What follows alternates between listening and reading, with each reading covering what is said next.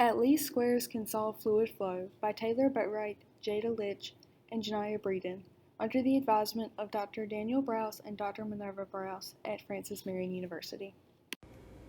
The Navier-Stokes equations are a set of partial differential equations first devised by French engineer Claude Louis Navier and Irish physicist George Gabriel Stokes.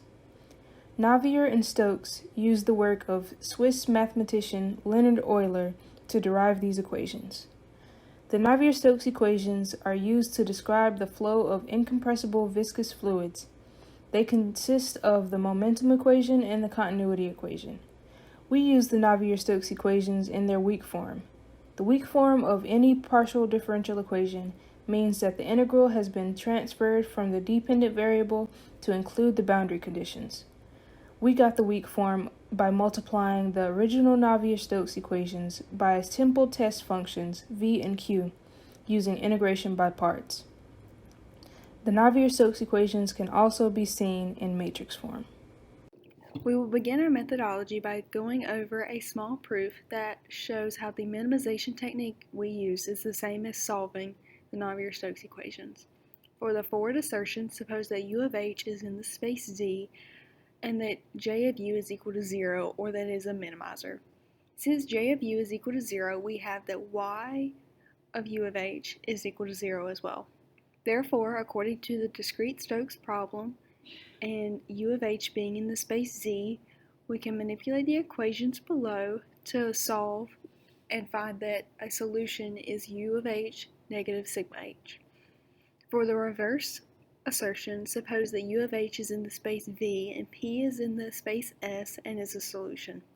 Set W equal to U in the space Z that is contained in V, and then using the discrete Stokes problem, we can find that A of y of h, V of h is equal to 0.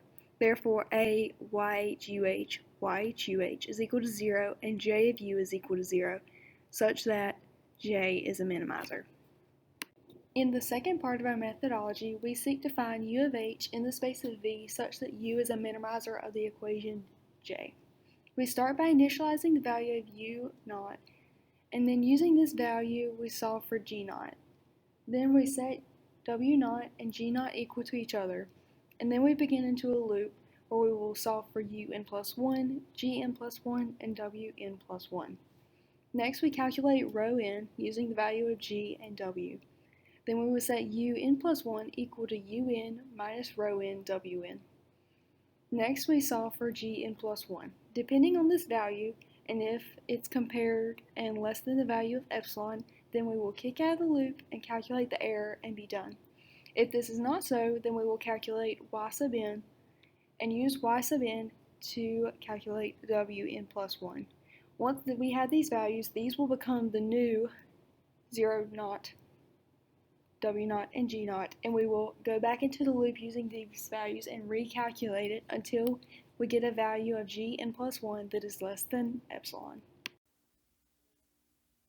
Our code was tested on a lid-driven cavity problem, a two-dimensional test problem where a unit square represents a boundary with no slip walls, a pressure of 0, and a velocity of 1 across the surface. The results of this study are shown in the convergence table and the images to the right. The table on the left shows the convergence rates for the L2 and H1 errors of the velocity and pressure. The images to the right show a vector representation of the velocity, as well as a color plot showing the velocity at each part of this system. Our work is currently being implemented with adaptive meshing to test the convergence rates at various Reynolds numbers through different viscosities and mesh sizes.